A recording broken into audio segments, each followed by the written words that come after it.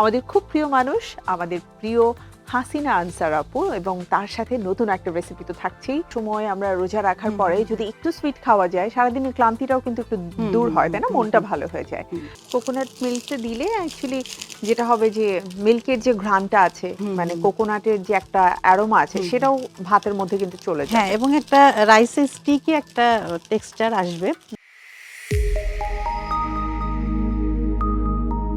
রমজানুল মোবারক, সবাইকে অনেক অনেক শুভেচ্ছা। আমন্ত্রণ জানাচ্ছি রমজান উপলক্ষে এটিএন বাংলার প্রতিদিনের আয়োজন ইরফান চিনিগুড়া সুগন্ধি চাল নিবেদিত ঝটপট ইফতার powered by Khalil culinary art সেন্টারের আজকের আয়োজনে।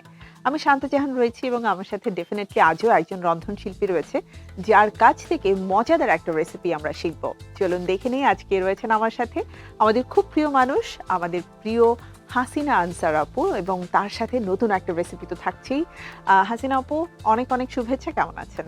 থ্যাংক ইউ সো মাচ আপু, আপনাকে দেখলেই তো আমার ভালো লাগে। আমি খুব বেশি ভালো আছি এবং রমজানুল মোবারক। থ্যাংক ইউ, আজকে আপনাকে অন্যরকম সুন্দর লাগছে। Thank you so much. তো হাসিনা আপু, প্রতিদিনই আমরা নতুন কিছু না কিছু শিখি আপনার কাছ থেকে। আজকে আমার মনে হচ্ছে যে ঝাল না, একটু মানে হয় না, সুইট ক্রেভিং হয়। লম্বা সময় আমরা রোজা রাখার পরে যদি একটু সুইট খাওয়া যায়, সারাদিনের ক্লান্তিটাও কিন্তু একটু দূর হয়, তাই না? মনটা ভালো হয়ে যায়। তা আমি ওরকম কোনো একটা রেসিপি আজ আপনার কাছ থেকে শিখতে চাচ্ছি। কোন রেসিপিটা থাকবে? আজকে আমি খুবই মজাদার একটি হেলদি রেসিপি দেখাবো, থাই কোকোনাট রাইস। থাই কোকোনাট রাইস, আচ্ছা। মানে রাইস তো ডেফিনেটলি আমরা সবাই কম বেশি পছন্দ করি, খাই, কিন্তু থাই কোকোনাট রাইসটা নিশ্চয়ই একটু ভিন্ন রকম হবে। এটা কোকোনাট দিয়েই হবে, এইজন্য আচ্ছা, এটার নাম একটু থাই। মিষ্টিও কি হবে? হ্যাঁ, একটু সুইট থাকবে। চলুন তাহলে আমরা রান্না শুরু করি। উপকরণগুলো আগে দেখে নিব কি কি লাগছে। উপকরণ হচ্ছে, এখানে আমি সেদ্ধ ভাত নিয়েছি, আর চিনি আছে, এখানে হচ্ছে কোকোনাট মিল্ক, গরম মশলা, ঘি এবং ড্রাই ফ্রুট, লবণ, তেজপাতা, লবঙ্গ, এবং আমি গার্নিশের জন্য কিছু রেখেছি টমেটো।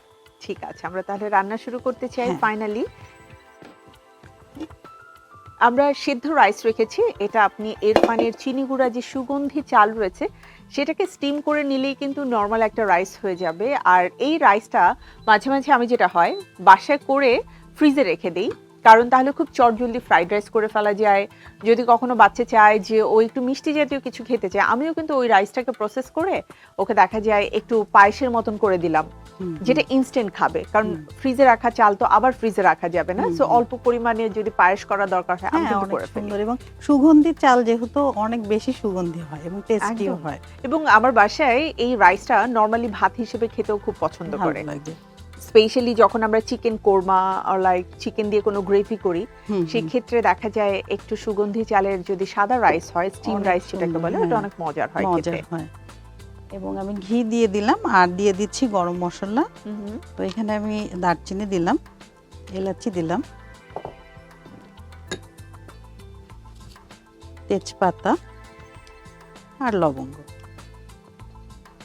স্টিম রাইসটা রেডি করা থাকলে কোনো কিছু প্রিপেয়ার করা আসলে সময়ের ব্যাপার, খুব বেশি হ্যাঁ, কিন্তু বেশি সময় লাগে লাগে না। আর আমি এটা আধা সেদ্ধ করেছি, কারণ আমি যে কোকোনাট মিল্কটা নিয়েছি সেটা দিয়ে আবার পুরাটা সেদ্ধ করব। বাকি মানে এটা আমরা 50 to 60% পর্যন্ত হ্যাঁ, করে এরকম, রেখেছি। হ্যাঁ, এবং এখানে সুগারও অ্যাড হবে, এটা ব্যালেন্স হবে খাবারটা এবং টেস্টি হবে। আচ্ছা, আমি দিয়ে দিচ্ছি ইরফানের পোলাওয়ের চাল সুগন্ধি। এখানে আমরা কতটুকু পরিমাণ চাল নিয়েছি? এখানে আমি 2 কাপ নিয়েছি। চালটাকে আমরা খুব সুন্দর করে আগে ঘিয়ে ভেজে নিচ্ছি। হ্যাঁ, ভেজে নিচ্ছি, এবং এখনই কিন্তু সুগন্ধি বের হওয়া শুরু হয়ে গিয়েছে, কারণ ঘি এবং পোলাওয়ের চাল মানে দুইটা মিলে একটা খুব সুন্দর স্মেল বের হচ্ছে। কোকোনাট মিল্কটা দিলে অ্যাকচুয়ালি যেটা হবে যে মিল্কের যে ঘ্রাণটা আছে, মানে কোকোনাটের যে একটা অ্যারোমা আছে, সেটাও ভাতের মধ্যে কিন্তু চলে যায়। হ্যাঁ, এবং একটা রাইসের স্টিকি একটা টেক্সচার আসবে, যেটা খেতে খুব ভালো লাগবে। বিশেষ করে বাচ্চারা এটা খুবই পছন্দ করে। বাচ্চারা সবসময় চায় একটু ভিন্ন রকম খাবারের টেস্ট নিতে। হ্যাঁ, আর যখন একটু থাই, একটু চাইনিজ, একটু কোরিয়ান, জাপানিজ এই ওয়ার্ডগুলো খাবারের সাথে যুক্ত হয়, তখন ওরা অ্যাকচুয়ালি খুব আগ্রহ নিয়ে খায়। হ্যাঁ, নতুনত্ব খোঁজে। আসলে নামের মধ্যেও কিন্তু অনেক কিছু আছে। বারবার ঘুরঘুর করে বাচ্চারা, দেখি কি হচ্ছে। তো এই ধরনের রেসিপি থাকলে তখন কিন্তু ওদের আগ্রহও বাড়ে। আমি একটু ড্রাই ফ্রুট দিয়ে দিচ্ছি। চিনিটা আমরা কখন দেব? এই এখনই দিয়ে দিব। আচ্ছা, আর সামান্য একটু লবণ দিব আমি, জাস্ট ব্যালেন্স করার জন্য। টেস্টের ব্যালেন্সের জন্য। হুম তবে রাইসের পরিমাণ অনুযায়ী কিন্তু আপনার লবণের টেস্টটা আসলে ভ্যারি করবে যে কতখানি আপনি দিচ্ছেন। হুম। আবার যখন আমরা সেদ্ধ করব তখনও কিন্তু লবণ দিয়ে সেদ্ধ করে নিতে পারি। আচ্ছা, হাসিন আপু, আমাদের চিনিটা তো মেল্ট হয়ে একটু সময় লাগবে, আমি হ্যাঁ, ছোট্ট একটু হ্যাঁ। বিরতি নিয়ে আসি। আচ্ছা। প্রিয় দর্শক, আপনারা দেখছেন আমাদের প্রতিদিনের আয়োজন ইরফান ঝটপট ইফতার। ফিরবো ছোট্ট একটি বিরতির পরে, সাথেই থাকুন এটিএন বাংলার।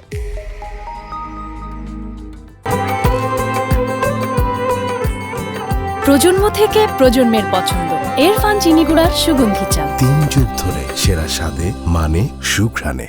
অর্ণবের স্বপ্ন দেশের ফুড ইন্ডাস্ট্রিতে জনপ্রিয় একজন শেফ হওয়ার। গ্র্যাজুয়েট নাবিলার স্বপ্ন এন্টারপ্রেনার হয়ে একটি চেইন রেস্টুরেন্ট বিজনেস গড়ে তোলা। বিদেশে পড়তে যাওয়ার আগে স্কিল ডেভেলপ করতে চায় কুকিং এক্সপার্ট ফাহাদ। অত্যাধুনিক কিচেনে, আন্তর্জাতিক কারিকুলামে দেশ বিদেশের স্বনামধন্য শেফদের তত্ত্বাবধানে প্র্যাকটিক্যাল ক্লাসের পাশাপাশি থাকছে ক্যারিয়ার গাইডলাইন। স্বল্প ও দীর্ঘমেয়াদী সার্টিফিকেট কোর্সে শেফ হিসেবে আন্তর্জাতিক ক্যারিয়ার গড়ুন। Khalil culinary arts centre. After break আবারও আমন্ত্রণ আমাদের প্রতিদিনের আয়োজন ইরফান ঝটপট ইফতারে। প্রিয় দর্শক, সাথে রয়েছে রন্ধনশিল্পী হাসিনা আনসার। ফিরে যাচ্ছি আপুর কাছে। আপু, ফিরে এলাম এবং একই সাথে এই যে ঘিয়ের আর হচ্ছে নারকেলের যে একটা চমৎকার অ্যারোমা, হুম ওই থাই ফ্লেভারটা কিন্তু এখন আমি ঠিকই পাচ্ছি। পাচ্ছি। আসলে এবং দেখতেও কিন্তু একটা গ্লোসি লুকস এসেছে, যেটা নারিকেলের যে দুধটা আমরা দিয়েছি সেটার থেকে যে অয়েলটা আছে সেটার জন্য, এবং ঘি তো আছেই সাথে। তো আমাদের রান্না এটা হতে খুব বেশি একটা সময় লাগলো না, তাই না? না, কারণ আমরা হাফ ডান করে রাইসটা রেখেছিলাম।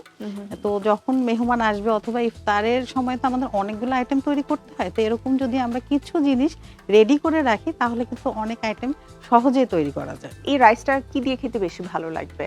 এই রাইসটা হচ্ছে আপনি কারি দিয়ে খেতে পারেন, চিকেন অথবা বিফ অথবা ক্রিসপি চিকেন ফ্রাই দিয়ে খেতে পারেন, spicy chicken fry, fry type হলে বা চপ, কাবাব সবকিছুতেই ওই যে চলবে। কোকোনাট মিল্ক দিয়ে যে চিকেন করা হয় বা প্রন করা হয়, সেটা দিয়েও খেতে মালাইকারি ভালো লাগবে। ইউজ করতে পারেন। তারপর হচ্ছে চিকেন মালাইকারি, মানে মালাইকারি মানেই তো আমাদের কোকোনাটটা আসছে, মানে এর সাথে খুব ভালো যায়।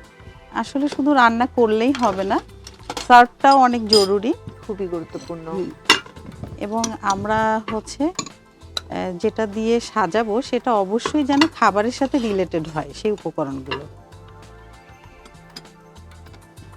মানে অ্যাকচুয়ালি ফাইনাল প্লেটিংটা আমরা একটু ভিন্নভাবে করার চেষ্টা করছি, জি। এবং এতে করে নিচে যে ড্রাই ফ্রুটসটা দেওয়া হয়েছে সেটা কিন্তু উপরের দিকে চলে আসবে এবং দেখতে সুন্দর লাগবে।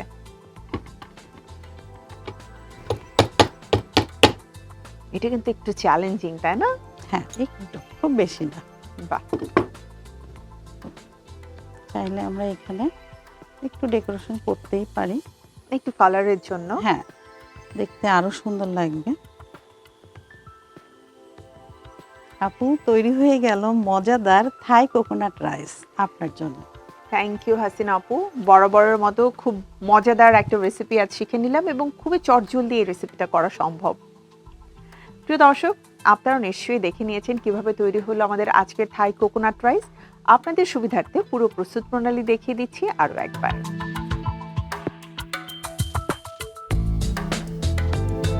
অনেক অনেক ধন্যবাদ হাসিনা আপু মজার এই রেসিপিটি করে দেখানোর জন্য।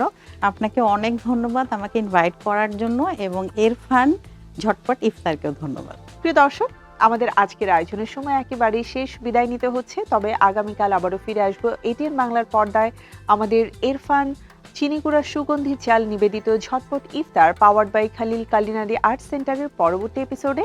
সে পর্যন্ত সবাই ভালো থাকুন, সুস্থ থাকুন আর চোখ রাখুন এটিএন বাংলার পর্দায় আমাদের নিয়মিত প্রতিটি এপিসোডে। আল্লাহ হাফেজ, সবাই ভালো থাকুন।